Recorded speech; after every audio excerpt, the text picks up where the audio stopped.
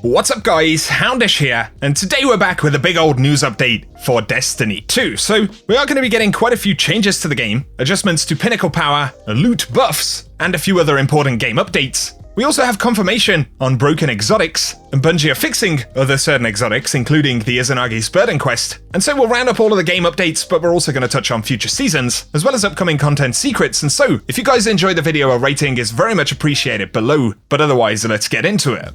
And so, first up, a lot of people have been talking about Xenophage over the past few days, and folks have been wondering whether the weapon is actually bugged, or whether it's not particularly good. Of course, the main reason is that a lot of people are saying it feels a little bit underpowered in PvE content, and so Cosmo jumped in and he said, I checked with the team on this, and the fact that Xenophage does not do precision damage is not a bug, and is by design. However, the weapon is unintentionally underperforming, and we're currently investigating. So there are a couple of things to unpack right there. Initially, when folks got hands-on with this weapon at PAX, it was actually capable of doing critical damage inside of PvP. That is no longer how the weapon actually operates, and that is intentional. However, Cosmo did say he's going to pass feedback to the team that players were happy with its performance in the state with crit damage, so it's possible that we could see some kind of adjustment there. However, they have recognized that the weapon is underperforming, and he says that's unintentional, so presumably it is a glitch or a bug. And no, we're not talking about the bug that's inside of the crystal inside of the weapon. And so yeah, the weapon basically feels kind of weak in the majority of PvE content in the game right now, so apparently it is something that'll be improved in the future since it's unintentional.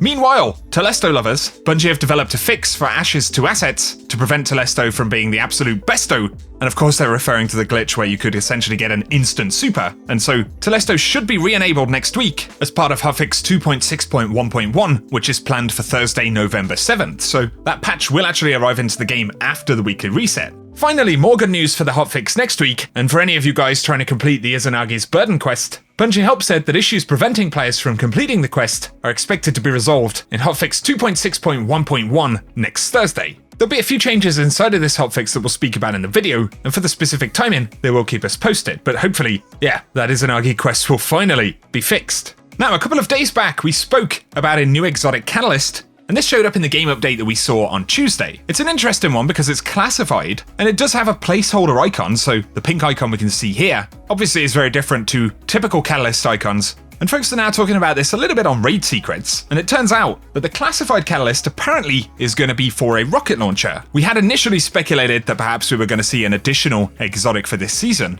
And so maybe some would speculate, are we going to get another exotic rocket launcher? And I know a lot of people would talk about Galahorn or Dragon's Breath, but honestly, I think if it's a rocket, it's going to be for an existing one in the game. And maybe we are about to see the Deathbringer catalyst or something like that. I also feel like the dungeon will definitely house more rewards over time, and there is potential for catalysts there, especially those Hive DLC exotics. And there are unsolved mysteries in the dungeon as well. One is a hidden door, identical to the one used in the Xenophage quest. And this was shared by Little Light on Twitter. It has a lector on either side, like the ones that you light for the quest, but currently, they can't actually be activated. On top of this, there are additional hidden enemies and Hive rune texts throughout the dungeon, and these are very similar to what we saw in the Xenophage quest, but currently they don't have a use which is immediately obvious, and so, yeah, it looks like there's definitely more to look forward to from the dungeon. However, quick dungeon-related bug before we move on, Bungie say that they're investigating an issue in the Pit of Heresy dungeon where transitioning between areas may result in unintentional character death. And I believe this issue is primarily on PC, although it can happen anywhere.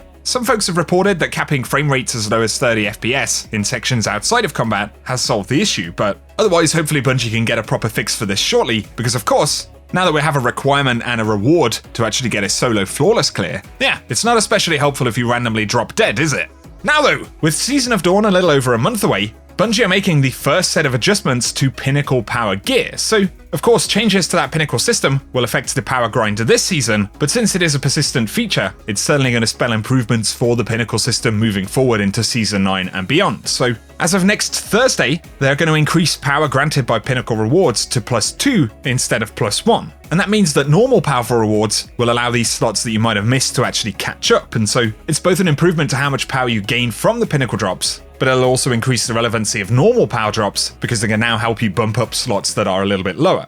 It's certainly a good start, And of course, Season of Dawn begins on December 10th, so I'm especially curious to see what other Pinnacle improvements we might see next season, and whether Bungie will remove Pinnacle power rewards from Shadowkeep content like the dungeon or the raid, or whether they'll leave them as Pinnacles. Of course, they might rearrange which ones remain available, some of them might be turned into powerful and not Pinnacle rewards. But considering this change is happening next Thursday, Bungie do note that players should wait to earn Pinnacle rewards until the hotfix is available, so that they can take advantage of the +2 change. And so after the weekly reset next week, it's definitely going to be worth remembering that, because Iron Banner will also return on Tuesday with Pinnacle rewards. And so since the last Iron Banner, Bungie have fixed an issue where those Pinnacle bounties were resetting every day, so players are going to have 4 bounties to complete throughout the week, and that'll be inside of Iron Banner control from 9 AM Pacific on November 5th. Because if you're in the US, of course, daylight saving will be activated next week, so that's going to mean that your resets are at 9 AM Pacific, and of course now in the UK, that reset has adjusted to 5 PM GMT.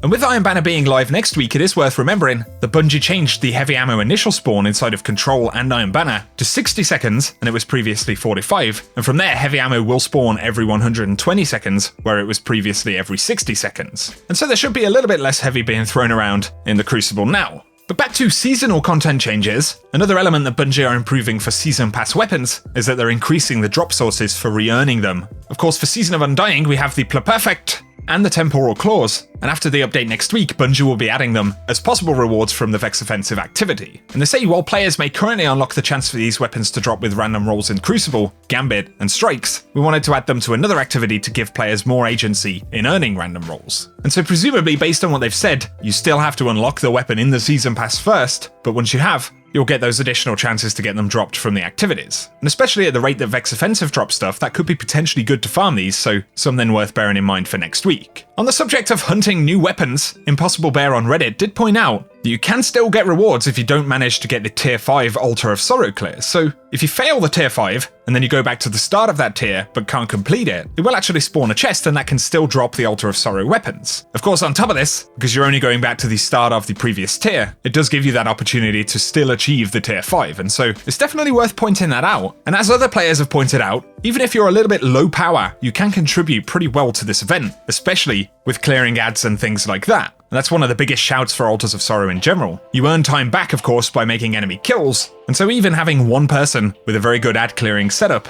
can be absolutely massive in Altars of Sorrow. Personally, I've been using Risk Runner and then 1-2 punch shotguns with that Worm God build that I spoke about a couple of weeks back, and it is really quite strong. So just a couple of tips there, and they're definitely worth thinking about for getting those Altar of Sorrow clears. In other news though, I would count on Bungie potentially speaking about Eververse in some form in the next few weeks, because there has been a hell of a lot of continued conversation about the store. And so Cosmos said, and this is in response to several kind of feedback threads that people are posting on Reddit and things like that Bungie are actively passing all of the feedback on Eververse, Festival of the Lost, Bright Dust, and related items to the development team. We're meeting with the team regularly to go over all of the suggestions on what can be improved, and we'll share more details as soon as we can. And as I've spoken about in other videos, there have been quite a few references to Eververse, and Bungie have been responding to stuff. And so I wouldn't be surprised if Bungie potentially talk about possible changes for the next season, or more of their kind of philosophies around Eververse. And of course, there are a lot of things changing in the game. We've got the Season Pass, and Bungie are planning to introduce the potential to buy Season Pass ranks. The big conversation around Bright Dust is our ability to actually earn it back in the game. Of course, we can only really earn it from weekly bounties, so